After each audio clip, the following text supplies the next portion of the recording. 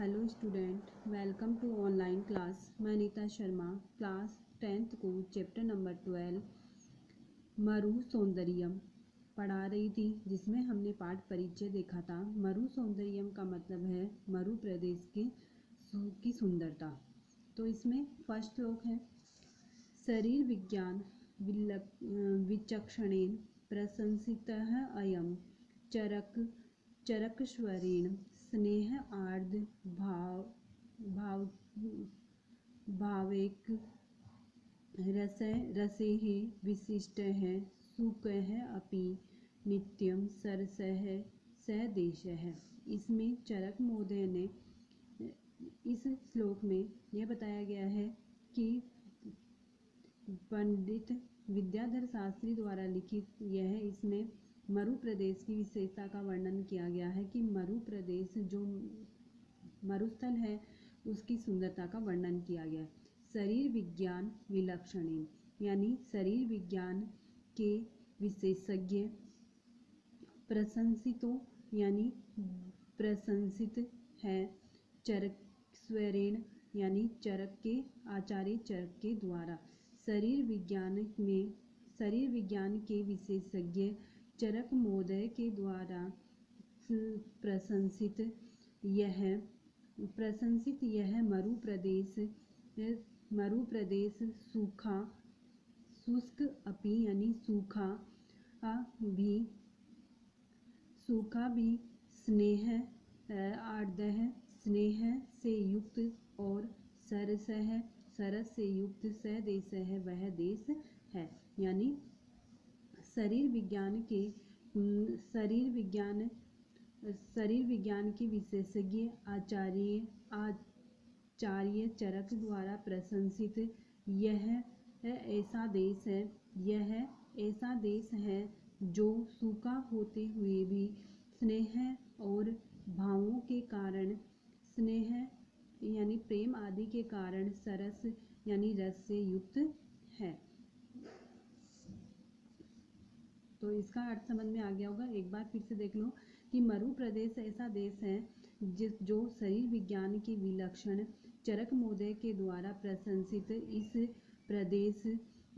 यह प्रदेश सूखा होते हुए भी, शुष्को अपि सूखा होते हुए भी हमेशा स्नेह और रस से युक्त होने के कारण, स्नेह के कारण और भाव के कारण हमेशा रस से युक्त होता है या सरस होता है। सेकंड है इसमें, मरु सुवर्णो न हि येन दृष्टः किं तेन दृष्टं कुहचित् सुदृश्यं स्फुटं मरो भ्रांति सुमेरु श्रृंगाः शिलासु कृष्णासु न ते हि मृगयाः। इस श्लोक में कवि ने मरु प्रदेश की सुंदरता का वर्णन करते हुए कहा है कि इस प्रदेश का जिसने दर्शन नहीं किए हैं, मान लो वो उसने कोई भी सुंदर दृश्य नहीं देखा हुआ।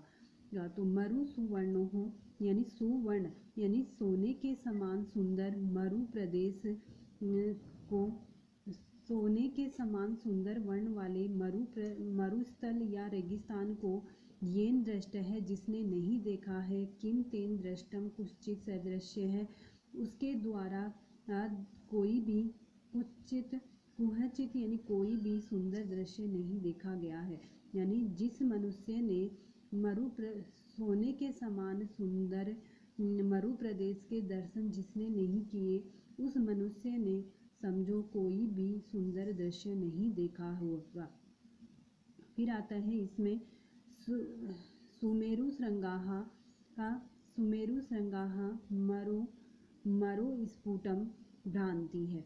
तो सुमेरु पर्वत की चोटियों के समान, सुमेरु पर्वत की चोटियों के समान यह मरुस्थल स्पष्ट शोभा देती है। यानी सुमेरु पर्वत की चोटियों के समान यह मरुस्थल स्पष्ट शोभा को देती है या चमकती है। यानी जिस प्रकार सुमेरु पर्वत की चोटियां चमकती है, वैसे ही ये मरु प्रदेश भी चमकता है। शिलासु न ते ही मृग्याः।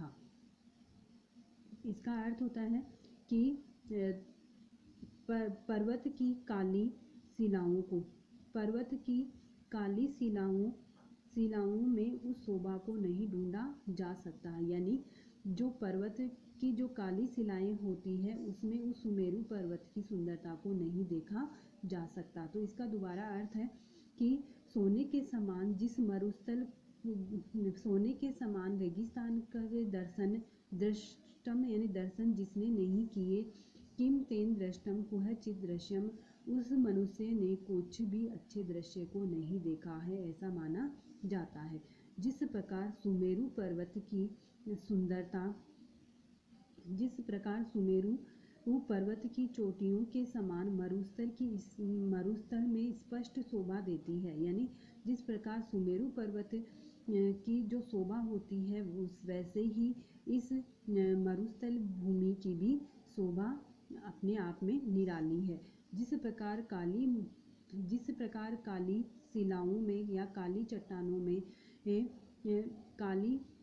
चट्टानों में उस शोभा को नहीं ढूंढा जा सकता, यानी मरुस्थल की शोभा को उन काली चट्टानों में नहीं ढूंढा जा सकता। ये तो 2 श्लोक आपके आज मैंने करवाए हैं। नेक्स्ट वीडियो में हम कल 2 आगे वाले श्लोक करेंगे। तब तक के लिए थैंक यू।